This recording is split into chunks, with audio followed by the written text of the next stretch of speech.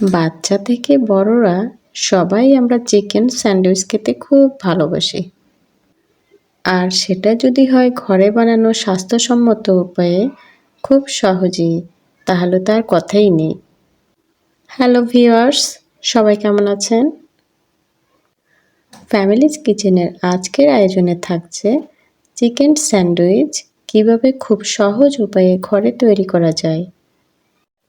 আর ঘরে তৈরি খাবার সবসময় স্বাস্থ্যকর। তো চলুন শুরু করা যাক। তার আগে আমার প্রিয় আপু এবং ভাইদের কাছে ছোট্ট একটা অনুরোধ, ভিডিওটি প্লিজ লাইক দিয়ে দেখা শুরু করবেন। তো আমি এখানে প্রথমে কিছু পানি দিয়েছি, আর পানির মধ্যে একটা তেজপাতা দিয়ে দিলাম, হাফ চা চামচ লবণ আর 1 চা চামচ আদা রসুনের পেস্ট। এরপর পানিটা যখন বলক এসে যায় তখন আমি চিকেনের বুকের অংশ দিয়ে দিলাম। আর চিকেনটা সেদ্ধ হওয়ার পর এই পানিটা কিন্তু আমরা বিভিন্ন কাজে লাগাতে পারি। যেমন খিচুড়ি রান্না করার সময় খিচুড়িতে দিয়ে দিতে পারি, অথবা চিকেন রান্নার সময় চিকেনে ইউজ করতে পারি। তো এখানে আমি চিকেনটা ভালোভাবে সেদ্ধ করে নেব। এক পাশ 10 থেকে 15 মিনিট সেদ্ধ হওয়ার পর আমি আবার চেঞ্জ করে আরেক পাশ দিয়ে দিলাম। আর এই পাশটাও আমি 10 থেকে 15 মিনিট সেদ্ধ করে নিয়ে নামিয়ে নিলাম।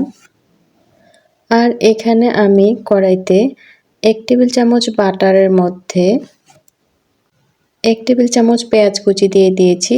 তবে বাটারটা একদম বেশি হাই হিটে গরম করে এরপর আমি পেঁয়াজটা দিয়ে দিয়েছি। আর পেঁয়াজটা দেওয়ার পর যেন ধোঁয়া ওঠে এই ধরনের গরম করে তারপরেই পেঁয়াজটা দিয়েছি। আর দিয়ে দিলাম গাজর আর বিটরুট। আমি এগুলি সেদ্ধ করব না, জাস্ট সামান্য একটু নেড়েচেড়ে নামিয়ে নেব। একটু সামান্য লবণ দিয়ে দিলাম। তা আমি এখন একটি মিক্সিং বলে নিয়ে নিচ্ছি। চিকেনটা আমি কাঁটা চামচ দিয়ে ছাড়িয়ে নিয়েছি, আর গাজর আর বিটরুট দিয়ে দিলাম। এখন আমি এখানে দিয়ে দিব আমার ঘরে তৈরি করা মেয়োনিজ। এই মেয়োনিজটা আমি ঘরে তৈরি করেছি। আমার চ্যানেলে দেওয়া আছে মেয়োনিজের সহজ রেসিপি, চাইলে আপনারা দেখে নিতে পারেন। একদমই ইজিভাবে তৈরি করেছি। আমি একটি শসাকে গ্রেট করে একদম হাত দিয়ে যতটা সম্ভব চেপে চেপে পানিটা বের করে ফেলে দিয়েছি, আর সেই শসাটা আমি এখানে মিক্সড করে দিয়েছি। ভিডিওটুকু আমার স্কিপ হয়ে গেছে, সেজন্য আমি আন্তরিকভাবে দুঃখিত। তো এখন আমি এখানে চিকেন, গাজর, বিটরুট আর শসা সব মেয়োনিজ দিয়ে ভালো করে মিশিয়ে নিচ্ছি। অফ ক্যামেরায় আমি এখানে 1 চা চামচ গোলমরিচও দিয়ে দিয়েছিলাম ফ্লেভারের জন্য। এরপর আমি এখানে নিয়ে নিয়েছি পাউরুটি। পাউরুটির ব্রাউন কালার অংশটা আমি কেটে নিচ্ছি।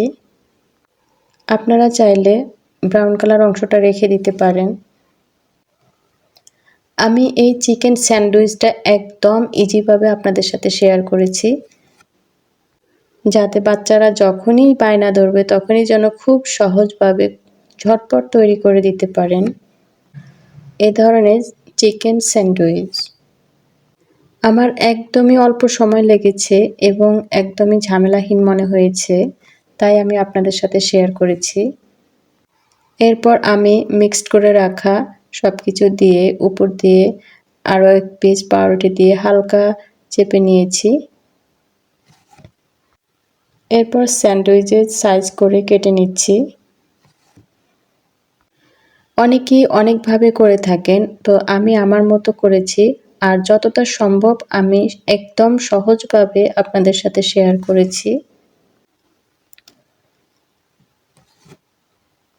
আমার ভিডিওটি কেমন হয়েছে প্লিজ কমেন্টে জানিয়ে যাবেন।